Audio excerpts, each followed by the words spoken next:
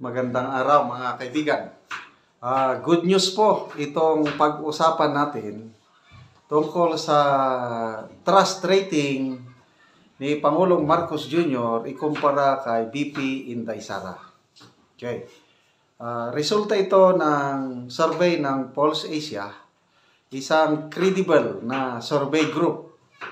Pulse Asia, Publicus Asia, WR Numero. Ito yung mga pinagtitiwalaan ko na survey groups. Pag Okta at saka Tangerine, baliwala na yan dahil iba ang ano. So ito, post ng Inquirer.net, sabi, just in, among the 4 highest ranking national government officials in the Philippines, only Vice President Sara received a majority approval rating from Filipinos with at least 61% expressing trust in her. Pulse Asia latest full reveals. Ito. Sinulat ko, sinamarize ko, no? Dito na sa aking notebook para may kodigo ako. No, March 23 to 29 ang survey. So, I think nasa nasa Netherlands si BP Sara itong survey period na ito. So, ang big trust o approval o trust rating ni BP Sara 61%. Samantala si PBBM is only 25%. So, sobra sa kalahati. Kung sa basketball pa, parang NBA na laro. Sino bang paborito nyo NBA na? So ako, Golden State Warriors versus Ginebra San Miguel. Ang layo. 61. So, yan po yung big trust. Meron din yung no trust o yung distrust. Ilang Pilipinos ang walang tiwala sa presidente o ilang ding porsyento ng Pilipinos ang walang tiwala sa vice presidente. Ito. Si PBBM meron siyang 54% na distrust rating. Samantala, si BP Sara, only 16%.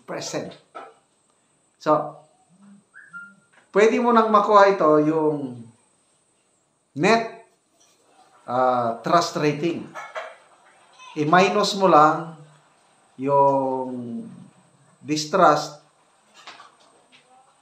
yung trust at saka distrust. So, si BP Sara, 61% ang trust rating niya. Ang distrust sa kanya is 16%. Meron siyang positive 45% na trust rating. Samantala, ang Pangulong Marcos Jr., negative. 25 minus 54. Di magne-negative ka. So, ang net trust rating ni Pangulong Marcos Jr. is only negative. Grabe. First time in history na wala pang 3 taong nagne-negative na ang kanyang trust rating. Negative 29%. So, ikumpara natin itong Pulse Asia survey doon sa bago lang ding inilabas ng Publicus Asia first quarter of 2025. Mas mababa pa nga dito eh. Ang trust rating ni PBBM is only 14%. So, halos mas mataas ng kaunti dito sa Pulse Asia dahil 25%. 14%, the lowest so far. Ang kanyang distrust rating is 63%. So, ano ang kanyang net? Ang net niya is negative 49%. No wonder, pag magbasa ka sa mga comments, tad si PBBM ng mga negative comments. kung meron mang positive comments tungkol sa kanya, karamihan naman mga trolls. Kasi nakalock ang profile nila, ka-open lang yung account, ang liit-liit ng mga followers. So, ano na lang, saving face na lang. Si BP Sara sa Publico Asia, trust rating niya is 39%. Ang distrust rating niya is 39%. Kaya ang kanyang net is 0. At least hindi negative. Si PBBM, first time in history na meron tayong presidente, hindi pa naka-3 taon, nagne-negative na siya. Ano ba yan? So, ano na lang kayang mangyari kung matatapos niya ang termino niya? Ilang porsyento na kaya ang kanyang ano? Kasi, after midterm election, ang sitting president tinatawag ng lame duck president. Magsisimula na yung mga balimbing.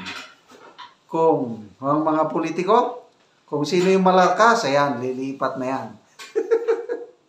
So makikita nyo ang mga balimbing na politiko after midterm election. Nako, with these ratings na si VP Sara pataas ng rating niya, si PBBM pababa, marami ng mga balimbing unti-unti maglalapit na naman sa mga Duterte. Okay, magbasa tayo sa mga comments, ano? Kaya ito, nakakatuwa. Okay. Istorba Ranes Arnel, sabi niya, majority voice of the people is the voice of God. Nagsasalita na ang mga tao. Okay, ano pa? Marami ang hindi naniniwala. Mga loyalist, sabi nito, loyalist ito. Alice Mexico. Too good to be true. When money talks, everybody listen. Itong survey ng Pulse Asia, kung binayaran man ito ang nagbabayad, strat-based group. Ano ito? Hindi ito grupo ni VP Sara ang nagbayad kung commission survey. Hindi nila matanggap. Ito, sabi, so alam na, VP Sara 2028 will be president now. All the Bangag allies, good luck. Yes!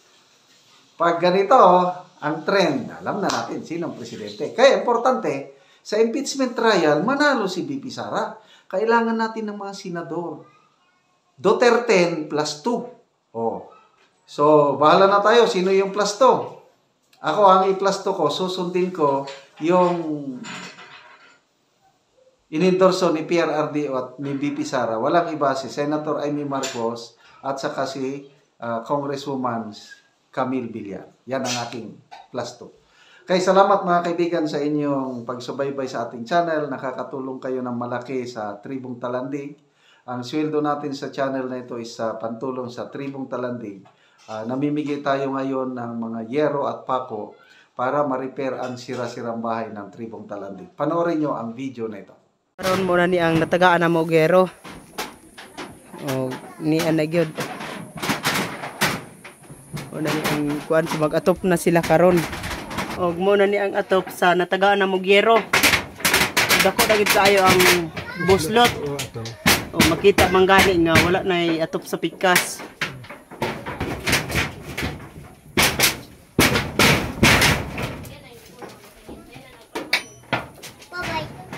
Pila na din ni katuig? 15. Bigan nga di sa mambong. Sityo. Nagibalhin na mo diri. Oo. Na wala mag-repay bukog na siya pinapin na mo. Oo, gapid-apid na. Salamat din kay idigsan din. Oo. Bakit magyong nga ba idigsan din? Oo, 15 sa tabang. 15 na ni siya katuig. 15 na gyud. Sinanin ang itsura. Kung tagbahan mabalik na gani ko. Oo.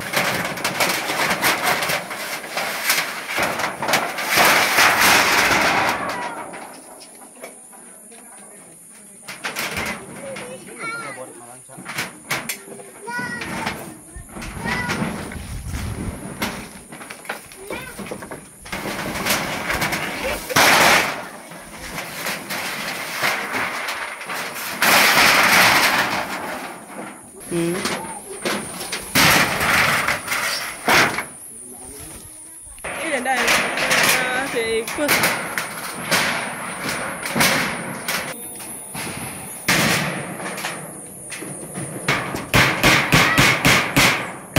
O garon unsa inyong ika-istorya nga maayo nang inyong atop po. Anindot na. Salamat sa Ginoo kay tanaw sa video. Salamat sa Ginoo. Tanaw sa video. Nga ka. Salamat kay natagami sa panalangin sa Ginoo nga matagan ni sin. Lagi nga. Salamat sa naghatag. Oo. Ayun ta nga magbandugangan pa mi. Sige, salamat pod.